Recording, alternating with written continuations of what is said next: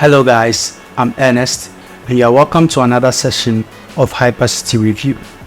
Now today we are going to treat the topic that I know a lot of people or a lot of youth in this country should be interested in. The topic is simply, after graduation and national service, what's next for the average Ghanaian youth? Is there hope for the average Ghanaian youth? Looking at where the country is right now, we are now at the mercy of the IMF. There are no jobs. Things will keep on increasing. So I ask, is there hope for the average Ghanaian youth to secure a job? Is there hope for the average Ghanaian youth to make a meaningful living after school? Or even maybe if you didn't go to school, is there still hope for you? It doesn't matter whether you went to school or you didn't go to school. I would want to ask you a question. Is there hope for you as an average Ghanaian youth in this country? Let's take our time and review this entire issue at large, because it is something, like I said earlier on, that you should be interested in. And no matter who you are, I know that when you were asked what you wanted to be when you were a kid, it doesn't matter what you said, whether you wanted to be a doctor, lawyer, or anybody. What you were just trying to communicate to the other person in giving the answer is that you just wanted to be financially stable. Now I know that as you grew older, you realize that the world is not all sunshine and rainbows. There are a lot of things at stake in order for your dreams to be realized. But this doesn't deter away from the fact that indeed we all wanted to live comfortable lives. Some way, somehow, we just expected, the powers that be, those that we voted for them, to make those opportunities very clear for us. But it doesn't seem that way now. So to make a conclusion as to whether there is hope for the average Ghanaian youth, one would say that you don't really need quantitative or qualitative data to make your judgment. And it is true. There's absolutely no hope for the average Ghanaian youth. And it is clear before our eyes. The amount of youth that want to leave this country is staggering. Everybody wants to leave this country. If you are someone that went to the university and you graduated, it's either you just want to get a scholarship, leave this country and never come back, or you just want to get a job, save up a little money and just leave the country and never come back. I'm sure that some of them want to come back, but some of them want to go over there and work. That is maybe the USA, the UK or whatever. They just want to go over there, work, make some money and come back and come and build something substantial for themselves. However, I think that the statistics and assumptions that we place on this kind of issue is something that we need to take into consideration. So for instance, the national service personnel that were posted around last year are about to finish in less than a month. Now, when you look at the number of people that were posted, it amounts to more than 100,000. Now, supposing 50% of them get jobs or start businesses, I'm not saying that 50% of them is the exact number that is going to start businesses or get jobs, because there's a high chance that the people that are going to start businesses or get jobs is a lower percentage than 50%. But just for making an argument's sake, let's say it's 50%. 50% of 100,000 people are going to get jobs this year. That is when you are completed with your national service. It's just an assumption though. Now the second 50% will be either one, unemployed or underemployed. This is because there are no sustainable jobs in the country. So we take NAPCO for instance, which I think was a program not centered on getting the youth sustainable jobs to stand the test of time. But I think that that program was basically brought up in order to score political points. It's as simple as that. Anybody that has common sense will realize that NAPCO was brought in to score political points. I'm not saying that the NAPCO program was bad. I'm not saying that at all. Don't misquote me or don't misunderstand me. I'm saying that the program could have allowed the youth to secure jobs in a more sustainable way. Because even right now, when you go to Google and type NAPCO and you click on the first link that comes up, this is what you get. So in 2022, the Ghana Statistical Service released a document called the Labor Force Survey. Now in that survey, you could find out that youth employment is something that the country right now is not going to be solved anytime soon. In the document, it concluded that youth unemployment was higher than the national unemployment rate. Now what this means is that if you're a youth in this country, maybe let's say 20 to 24, there's a higher chance that someone that is older than you is going to get employment before you. Now bear in mind that this was the third quarter of 2022. We are now in the third quarter of 2023. Also in the document, 58.2% were people employed in the informal sector, 29.8% were people from the formal, and 12% were in agric. Now when it comes to unemployment in terms of the sectors, the service sector recorded a whopping 57.7%, that is pertaining to unemployment. The second was the industry sector, and the third was also the agricultural sector.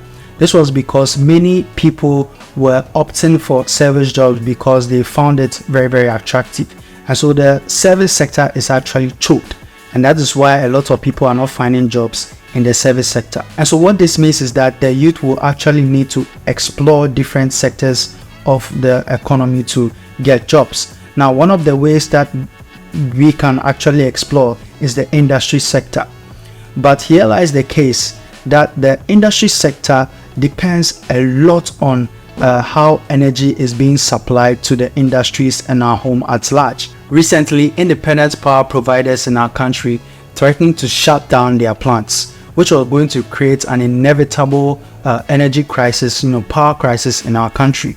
But because the government have actually gone into an interim deal with them, they've actually prolonged that one. Now we owe the independent power providers close to $2 billion. I'm not going to lie to you. It's there. The facts are there. It's on the internet. You can get those documents for yourself. We owe them close to $2 billion. Now, do you think that the government actually has money to pay the independent power providers and to still have money for us to go into an industrial revolution in this country? The answer is no. The government doesn't have that kind of money. And so what this means is that we cannot explore the industry sector. We just cannot explore that sector. It's as simple as that. Now the agricultural sector is a different ballgame altogether. A lot of people don't want to venture into that sector because one, it seems a little bit unattractive, but that is beside the case. But I think that most people don't want to venture into that particular sector because it is very, very capital intensive. A lot of people think that to own a farm and to cultivate crops, doesn't really take a lot of time, effort, and resources. But trust me, it takes a lot of time, effort, and resources. And so yeah, our service sector is choked. Our industry sector is something that will not happen, and the agricultural sector is capital intensive. What then must we do, or what then must be done in order for us to have a little bit of hope in this country? Now the simple solution to this is to empower the youth.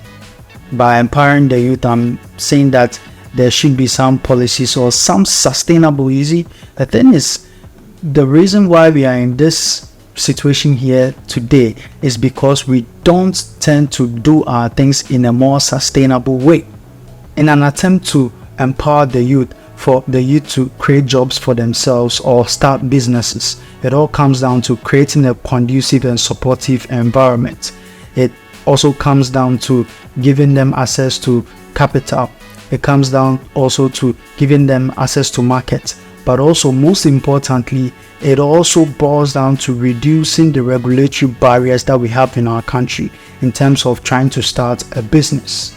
Like I always say, we have to destroy before we can elevate. But I think that this country has been in that destroying state for a lot of years. Since 1957, the governments that we have voted into power up to date, I think they just don't know what they are doing. Honestly, I think they don't know what they are doing. Maybe it may be that they know what they are doing when it comes to embezzling funds. They may know what they are doing when it comes to going to the IMF for loans. They may know what they are doing when it comes to spending more than they raise. They may know all those things, but as to solving the real problems in this country, I don't think they know what they are doing. I may come off as a nuance, an annoying person, or someone who is very disrespectful in sharing the truth. The truth matters in this country. I think that we should begin to tell the truth. I think that we should begin to ask serious questions. We should begin to ask our politicians serious questions in this country, because if we do not do that, they will always take us for a ride. If at the end of this video you tend to conclude that there is actually hope in this country, or there is no hope in this country, and you go ahead to say that, oh, I am an MPP person, oh, I am an NDC person, then I think that you are also part of the problem that we are trying to solve in this country. This is because I've simply made an observation and I'm telling you cold hard facts, but you decide to ignore that and say that I am an MPP person or I am an NDC person, where in fact we need to solve some serious issues in this country. And I know that you agree with me that we are in difficult times. Try and have a conversation with a university student that's about to graduate. Try and have a conversation with a national service personnel that is about to finish. They don't know what they are going to do. Even have conversations with people at the senior high schools. They are scared for their lives because they don't know what they are going to do, because they think that the opportunities that will help them to actually excel are not there for them to reach their full potential. Before you answer the question or get to a conclusion on this particular topic, I would want to say, or I want to leave you with this quote, that nearly all men can stand adversity, but if you want to know the true nature of a man or the true character of a man, give him power. This is a quote that I dedicate to the leaders or the politicians in this country.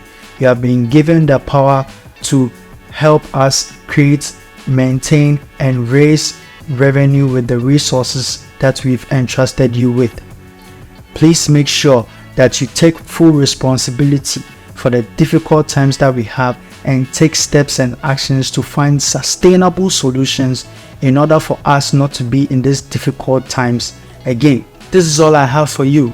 Let me know what you think about the subject. Is there hope for the average Ghanaian youth, or is there no hope for any youth in this country? I know that by this time you already have the answer. Let me know your answers in the comment section below. Please make sure to like, subscribe, and share, because I have a lot of content coming up your way. Until then, it's goodbye.